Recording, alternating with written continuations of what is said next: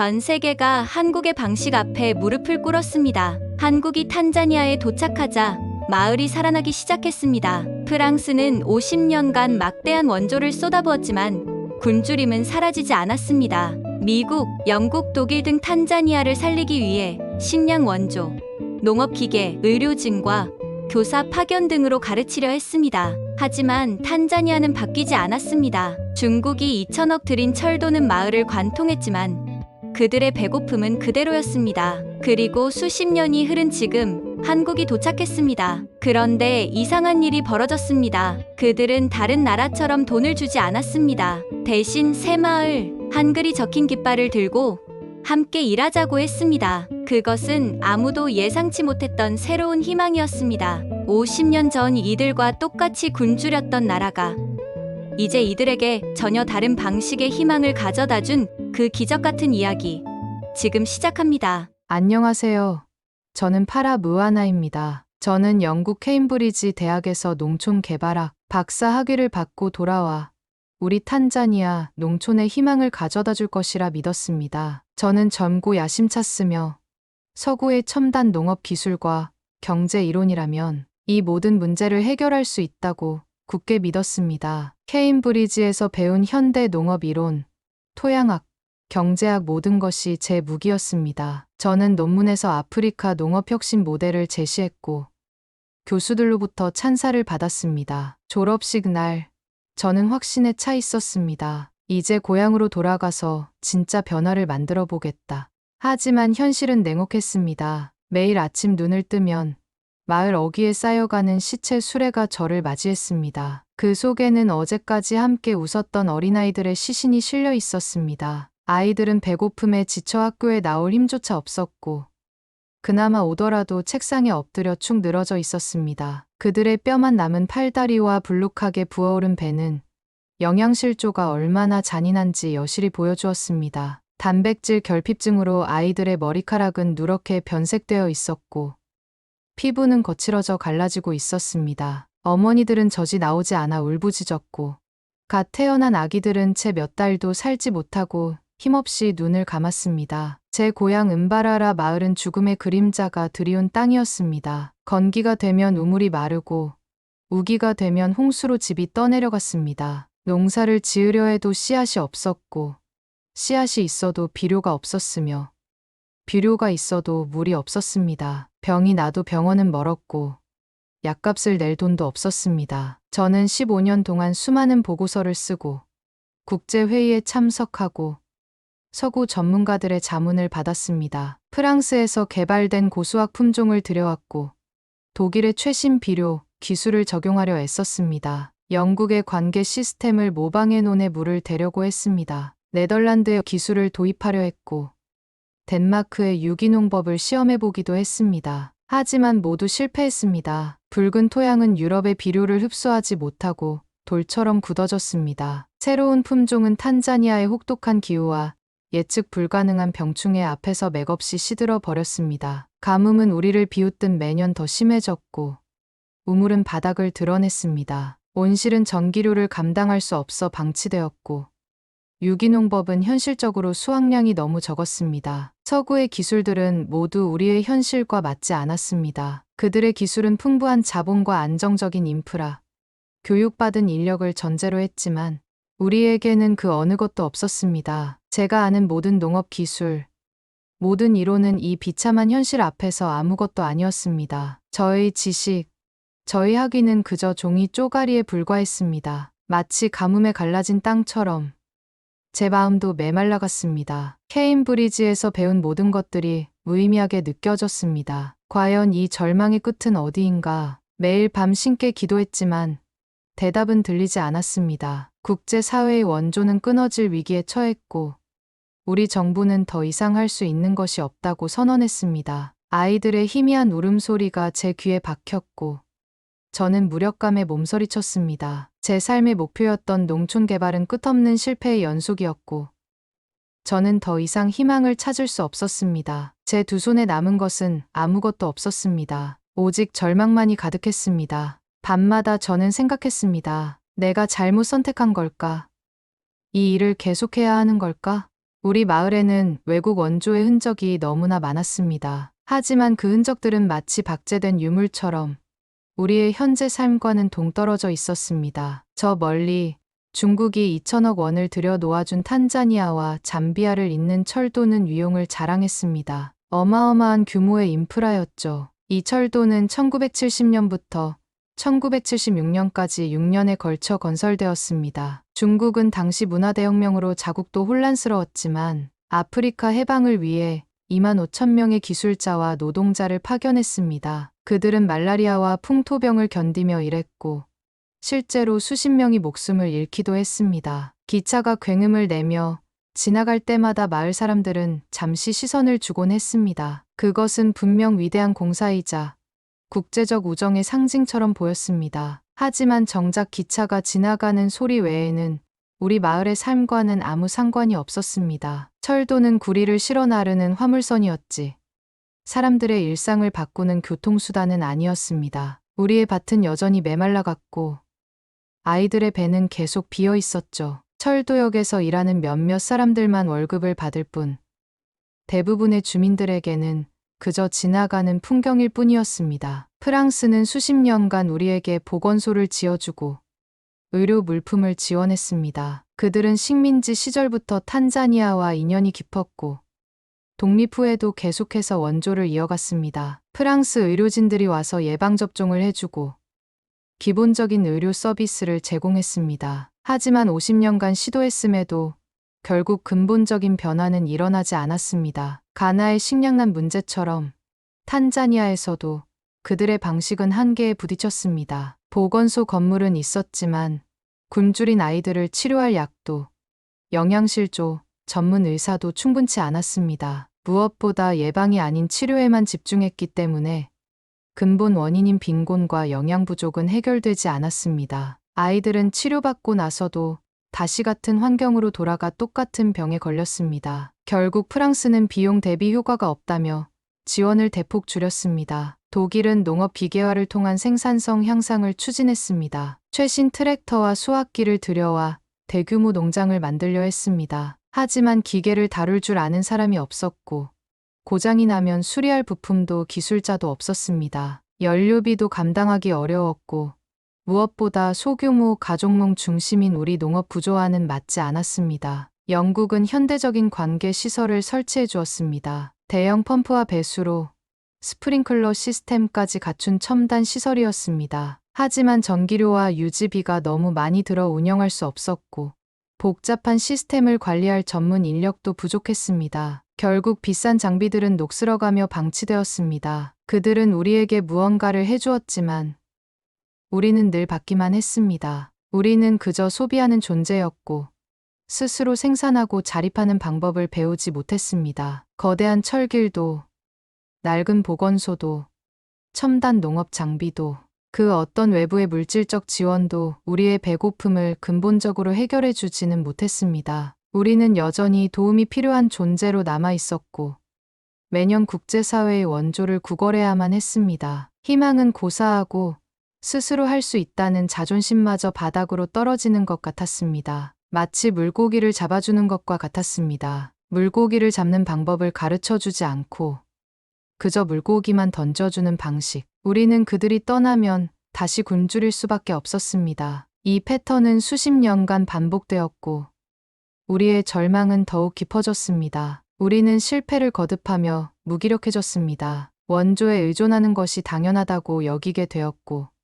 스스로 문제를 해결하려는 의지도 점점 잃어갔습니다. 과연 우리에게 희망이란 것이 남아있기는 한 걸까? 저는 매일 스스로에게 물었습니다. 그런 절망적인 상황에서 한국이라는 나라의 소식을 처음 들었을 때 저는 회의적이었습니다. 또 다른 실패를 겪게 될까봐 두려웠습니다. 탄자니아 주재한국 대사관을 통해 우리 농업부로 공식적인 협력 제안이 도착했습니다. 한국국제협력단에서 새마을운동이라는 한국 고유의 농촌 개발 모델을 탄자니아에 적용하고 싶다는 내용이었습니다. 처음엔 의아했습니다. K-팝이나 드라마로 유명한 나라가 우리에게 무엇을? 저는 한국에 대해 삼성, LG 같은 전자제품 회사들과 최근에 인기를 끌고 있는 한국 문화 정도만 알고 있었습니다. 과연 그들에게 우리를 도울 만한 기술과 경험이 있을까 하는 의구심이 들었습니다. 한국이 경제적으로 발전한 나라라는 것은 알았지만 아프리카의 농촌 빈곤 문제를 이해할 수 있을까 의문이었습니다. 하지만 정부 내에서도 더 이상 서구의 실패한 모델에만 의존할 수 없다는 공감대가 형성되어 있었고 새로운 시도를 해볼 필요가 있다는 분위기였습니다. 농업부 장관은 회의에서 이렇게 말했습니다. 우리가 지금까지 해온 방식으로는 변하지 않는다. 다른 접근이 필요하다. 결국 우리는 한국의 제안을 받아들이기로 했습니다. 솔직히 큰 기대는 하지 않았습니다. 그저 또 다른 시도 정도로 생각했죠. 얼마 후 한국에서 이준호 박사가 도착했습니다. 그는 여느 서구 전문가들처럼 화려한 옷을 입거나 비싼 장비를 들고 오지 않았습니다. 오히려 소박한 차림이었습니다. 청바지에 단순한 셔츠, 그리고 때 묻은 운동화를 신고 있었습니다. 그는 돈을 주지 않았습니다. 서구처럼 거창한 빌딩이나 최신 시설을 지어주지도 않았습니다. 중국처럼 거대한 인프라 프로젝트를 제안하지도 않았습니다. 대신 그는 우리에게 시멘트 몇 포대, 산 몇 자루, 그리고 함께 하자는 말을 전했습니다. 가장 충격적이었던 건 우리말인 스와힐리어도 아닌 낯선 한글로 된 표어가 마을 회관벽에 붙었다는 것입니다. 근면, 자조, 협동. 그 글자들은 마치 암호 같았습니다. 아름답지만 읽을 수 없는, 그러나 왠지 모르게 마음을 끄는 신비로운 문자였습니다. 처음엔 저조차도 이해할 수 없었습니다. 돈도 아닌 저 글자들이 뭘 바꿀 수 있단 말인가? 마을 주민들 역시 반신반의했습니다. 또 다른 외국인이 와서 헛된 약속만 하는군 하는 시선이 역력했습니다. 몇몇 주민들은 대놓고 비웃기도 했습니다. 이번엔 또 뭔가 중국처럼 기차라도 놓아줄 건가? 하지만 이준호 박사는 끈질겼습니다. 그는 우리에게 지시하지 않았습니다. 명령하지도 않았습니다. 대신 그는 마을 사람들과 함께 흙을 만지고 밭을 살피고 직접 땀을 흘렸습니다. 그는 자신의 가족이 어릴 적 겪었던 굶주림과 보릿고개 이야기를 들려주었습니다. 한국도 50년 전 우리와 똑같은 가난에 시달렸다고 말했습니다. 그의 아버지가 겪었던 일제강점기의 수탈, 한국전쟁의 폐허, 그리고 그 이후의 극심한 빈곤까지.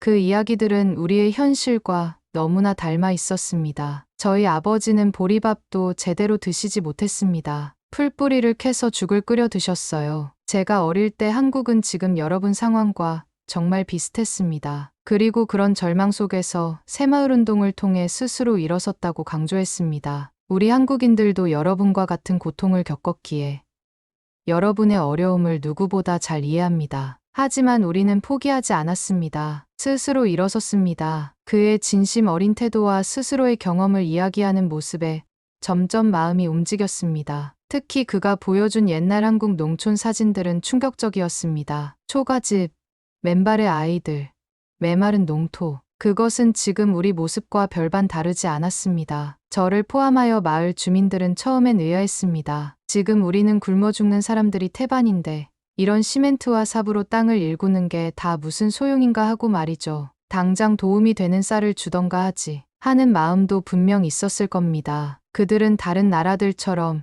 이미 잡은 물고기를 주지 않았습니다. 그들은 물고기를 잡을 수 있게 우리의 근성을 주고 있는 것이었습니다. 옛날 한국이 그랬던 것처럼 우리도 할 수 있다는 마음을 심어주고 있는 것이었어요. 하지만 처음엔 이해하기 어려웠죠. 그들은 너희는 이것을 받아라가 아니라 우리 함께 이것을 만들어 보자고 말했습니다. 시멘트와 삽은 단지 시작일 뿐이었습니다. 한국인들은 도구를 주되 그 도구를 사용하는 방법과 더 중요하게는 왜 우리가 이것을 해야 하는지에 대한 의식을 심어주려 했습니다. 이준호 박사는 매일 마을 사람들과 함께 아침 일찍 일어나 일터로 향했습니다. 그는 삽을 들고 직접 흙을 팠고 돌을 날랐으며 마을 사람들과 함께 점심을 먹었습니다. 서구의 원조가 주로 수혜자를 만드는 방식이었다면 한국은 주체를 만드는 방식이었습니다. 돈을 쏟아붓는 것이 아니라 자립의 씨앗을 뿌리는 것이었습니다. 그것은 너무나 낯선,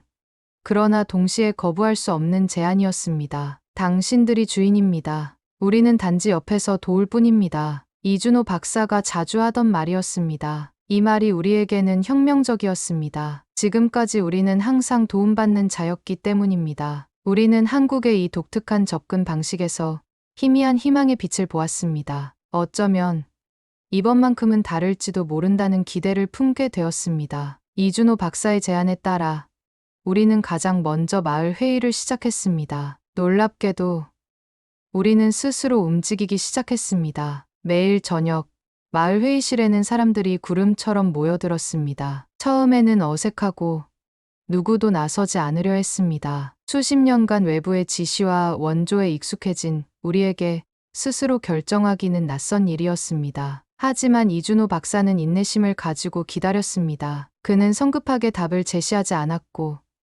우리가 스스로 문제를 발견하고 해결책을 찾을 때까지 기다려주었습니다. 문제는 여러분 안에 있고 해결책 또한 여러분 안에 있습니다. 우리는 우리 마을의 가장 시급한 문제가 무엇인지 그리고 우리가 가진 자원으로 무엇을 할 수 있는지를 스스로 논의하고 결정했습니다. 처음 몇 주 동안은 회의가 제대로 진행되지 않았습니다. 서로 다른 의견으로 다투기도 했고 누군가는 어차피 안 될 텐데 왜 하냐며 포기하려 하기도 했습니다. 하지만 이준호 박사는 포기하지 않았습니다. 차츰 변화가 일어났습니다. 마을의 나이 든 어르신들이 먼저 입을 열기 시작했습니다. 그들의 지혜와 경험이 회의의 깊이를 더해주었습니다. 젊은이들도 새로운 아이디어를 내놓기 시작했고 여성들도 적극적으로 의견을 표현하기 시작했습니다. 가장 먼저 결정된 것은 마을 진입로를 정비하는 일이었습니다. 비가 오면 진흙탕이 되어 외부와 완전히 단절되는 문제였습니다. 이 길이 제대로 되지 않으면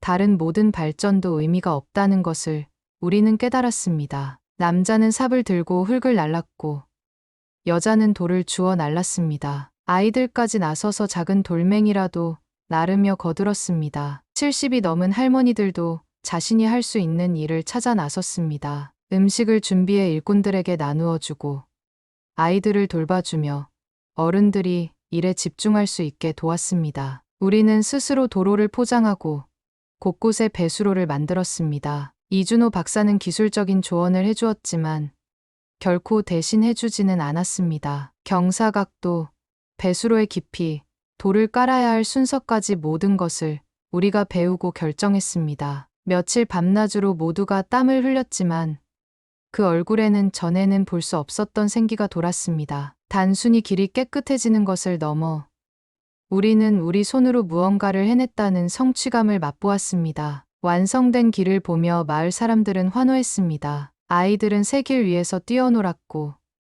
어른들은 뿌듯한 표정으로 자신들의 작품을 바라보았습니다. 다음 목표는 깨끗한 식수 확보였습니다. 낡고 오염된 우물 대신 안전한 공동 우물을 파기로 했습니다. 이번에는 더욱 체계적으로 접근했습니다. 마을 사람들이 역할을 나누어 누가 땅을 팔지, 누가 돌을 나를지, 누가 음식을 준비할지 미리 계획을 세웠습니다. 남자들이 깊이 땅을 파고 여자들은 파낸 흙을 날랐습니다. 지하수 전문가가 아니었지만 이준호 박사가 알려준 기본 원리에 따라 물이 나올 만한 곳을 찾아 우물을 팠습니다. 며칠간의 노고 끝에 맑은 물이 솟아나기 시작했을 때 그 순간을 잊을 수 없습니다. 공동 우물이 완성되고 맑은 물이 솟아나던 날, 마을 사람들은 환호성을 질렀습니다. 아이들은 깨끗한 물을 마시며 환하게 웃었고, 어머니들은 기쁨의 눈물을 흘렸습니다. 더 이상 수인성 질병으로 고통받지 않게 되었습니다. 설사와 콜레라로 목숨을 잃는 아이들이 줄어들기 시작했습니다. 정말이지 문제는 우리 안에 있었고, 해결책도 우리 안에 있었습니다. 또한 허물어진 학교 건물을 수리하고 텅 비었던 교실에 책걸상을 채웠습니다. 지붕에는 함석을 새로 깔고 벽에 구멍들을 막았습니다. 마을 목수가 나서서 책상과 의자를 만들어 주었고 여성들이 힘을 모아 교실을 깨끗이 청소했습니다. 이제 아이들은 비가 오나 눈이 오나 안전하게 학교에 나올 수 있게 되었습니다. 교실에서 공부하는 아이들의 모습을 보며 부모들은 희망을 품기 시작했습니다. 우리 아이들은 우리와 다른 삶을 살 수 있을 거야. 농업 부분에서도 변화가 시작되었습니다. 이준호 박사는 한국의 전통 농법과 현대 기술을 접목한 방법들을 소개해 주었습니다. 비싼 화학비료 대신 퇴비를 만드는 법을 가르쳐 주었고, 물을 효율적으로 사용하는 방법도 알려주었습니다. 마을 사람들은 공동으로 퇴비장을 만들고 서로 도와가며 농사기술을 익혀갔습니다. 실패도 있었지만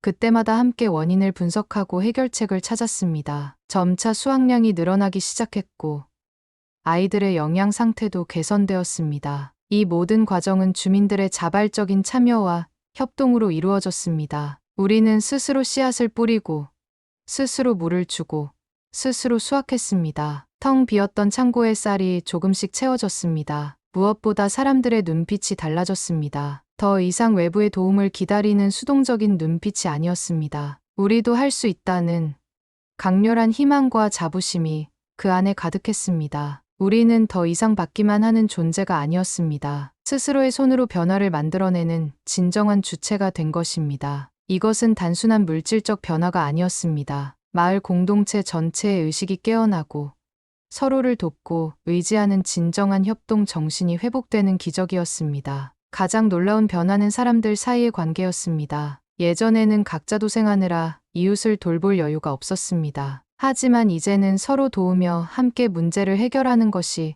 당연한 일이 되었습니다. 누군가 병이 나면 마을 전체가 나서서 도왔고 농사일이 바쁠 때는 서로 품앗이를 했습니다. 점차 마을에는 변화의 바람이 불었습니다. 그리고 그 변화의 중심에는 놀랍게도 한국에 대한 존경이 있었습니다. 한국 전문가들은 새마을운동의 핵심 정신을 담은 교육 자료들을 스와힐리어로 번역하여 배포했습니다. 하지만 번역 과정에서 일부 의미가 희석되거나 현지 언어로는 완전히 전달하기 어려운 미묘한 개념들이 있었습니다. 특히 근면, 자조, 협동과 같은 한국 특유의 정신은 현지 언어로는 온전히 담아내기 어려웠습니다. 그러자 마을의 한 청년이 제안했습니다. 우리에게 한글을 가르쳐 주시겠습니까?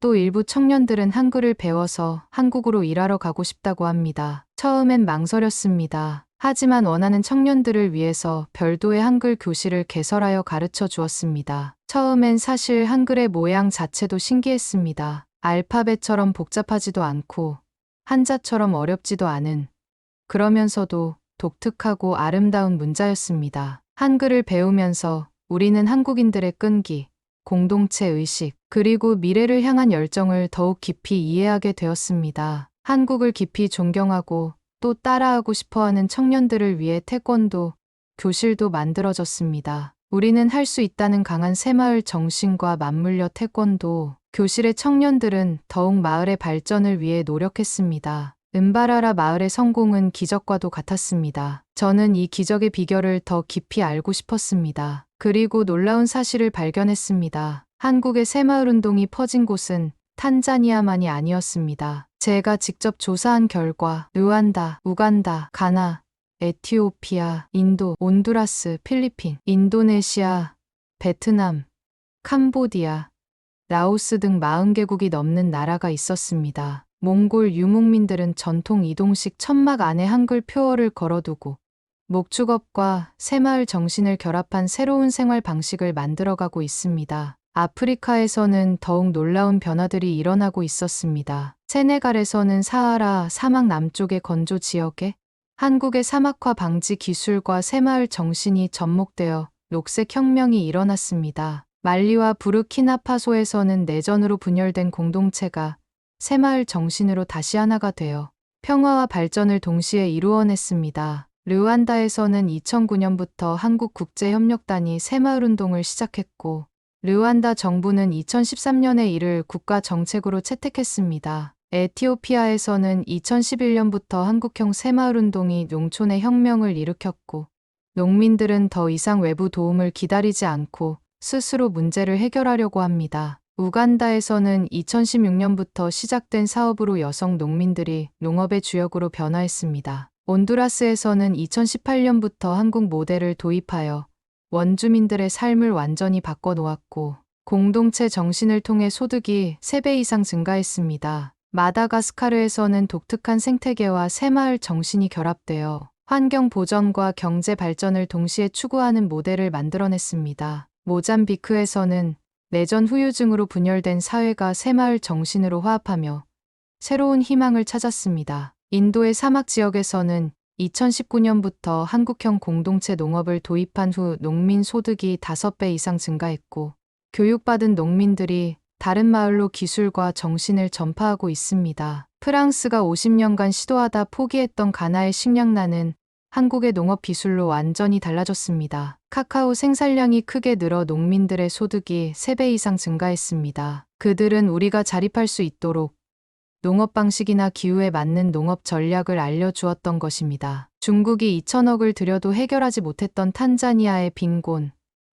그 모든 난제 앞에서 한국은 스스로 하게 하는 지혜를 나누었고, 그 지혜가 전 세계를 바꾸고 있었습니다. 그리고 그 모든 곳엔 공통점이 있었습니다. 그곳 사람들은 도움받는 자가 아니라 함께 일어선 자들이었습니다. 심지어 선진국들조차 한국의 새마을운동 모델에 주목하고 있었습니다. 2019년 미국 농무부는 한국의 농촌 개발 모델을 연구하기 위해 조사단을 파견했습니다. 미국도 농촌 지역의 고령화와 경제, 침체 문제에 직면하면서 한국의 새마을운동에서 해답을 찾으려 하고 있었습니다. 1970년대 미국 뉴욕타임스는 한국의 새마을운동에 대해 한국의 미국의 원조를 받았지만 결코 그것에 의존하지 않았다. 그들은 스스로 마을을 바꾸기로 결심했다. 미국이 원조한 나라 중 가장 위대한 나라다고 보도했습니다. 영국 BBC는 새마을운동을 20세기 가장 성공한 사회혁신 사례로 선정했고,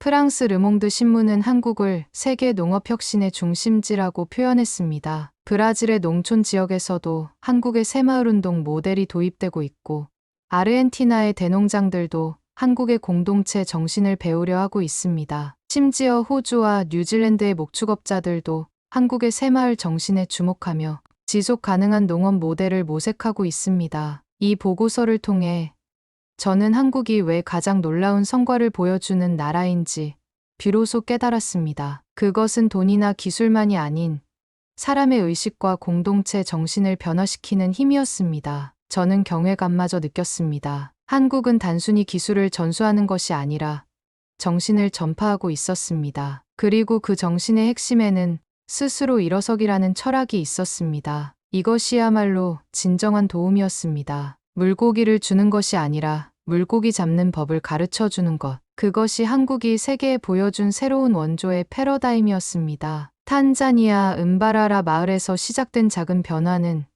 이제 아프리카 대륙을 넘어 전 세계 40개국 이상에서 새마을이라는 이름으로 자라고 있습니다. 그것은 단순한 개발도 아니고 단순한 원조도 아니었습니다. 서구의 거대 자본도 중국의 엄청난 인프라도 해결하지 못했던 근본적인 변화였습니다. 새마을이라는 한글로 전해진 메시지.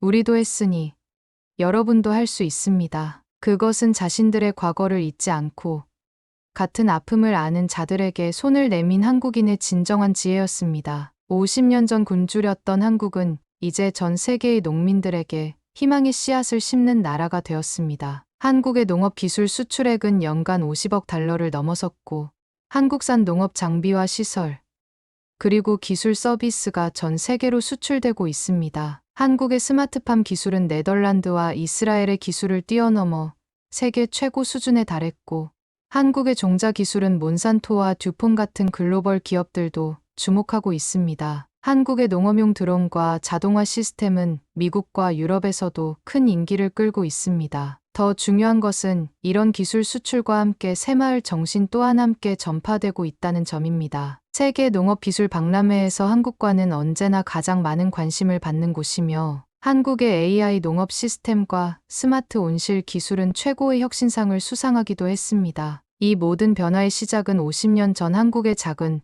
농촌 마을에서 일어난 새마을운동이었습니다. 농민들이 괭이를 들고 마을 길을 닦고 개울에 다리를 놓고 함께 힘을 모아 마을을 바꿔 나간 그 작은 시작이 오늘날 전 세계를 변화시키는 거대한 물결이 되었습니다. 한국의 새마을 정신은 이제 전 세계 공통의 가치가 되었습니다. 스스로 일어서려는 의지, 함께 발전하려는 공동체 정신, 끊임없는 혁신과 도전. 이런 가치들이 지구촌 곳곳에서 새로운 희망을 만들어내고 있습니다. 저는 파라무아나로서, 그리고 한때 절망했던 탄자니아 농촌 개발 전문가로서 확신합니다. 한국은 인류에게 함께 일어서는 법을 가르쳐준 나라입니다. 한국인들은 자신들의 아픈 과거를 부끄러워하지 않고 오히려 그것을 세계와 나누었습니다. 우리도 여러분처럼 힘들었습니다. 하지만 포기하지 않고 함께 일어섰습니다. 여러분도 할 수 있습니다. 이 메시지가 얼마나 큰 위로와 희망이 되었는지 모릅니다. 진심으로 위로가 되었습니다. 희망 없던 우리 마음의 불꽃을 잃게 해주었습니다. 그들은 미래를 기다리는 것이 아니라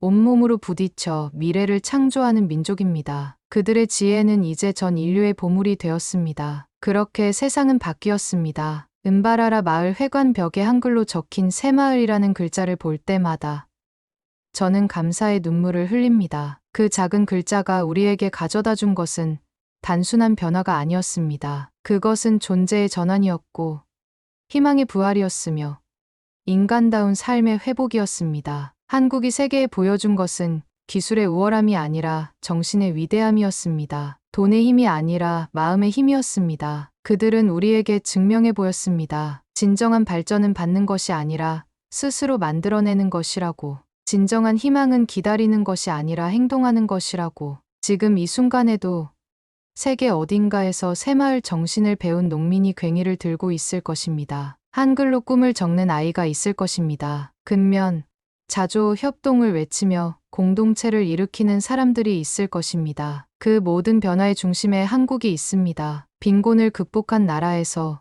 빈곤을 극복하게 하는 나라로, 도움을 받던 나라에서 진정한 도움을 주는 나라로. 그들이 세계에 남긴 가장 큰 유산은 우리도 할 수 있다는 믿음입니다. 언젠가 제 손자들이 자라서 묻는다면 저는 이렇게 말할 것입니다. 할머니가 살던 시대에는 한국이라는 놀라운 나라가 세계를 바꿨단다. 그들은 우리에게 가장 소중한 것을 가르쳐 주었어. 바로 스스로 일어설 수 있는 용기와 함께 살아가는 지혜를 말이야. 한국, 그 이름 자체가 이제 저희의 희망의 대명사가 되었습니다. 새마을, 그 단어가 이제 전 세계 공통의 꿈이 되었습니다. 이 편지를 적으며 저는 눈물을 흘립니다. 이건 감동의 눈물입니다. 과연 세계 어떤 민족이 이렇게 따뜻한 마음을 품고 있을까요? 여러분과 피 한 방울 섞이지 않은 저희에게 다가와 할 수 있다는 마음을 심어주셔서 감사합니다. 10년대 새마을 운동을 성공적으로 이끌고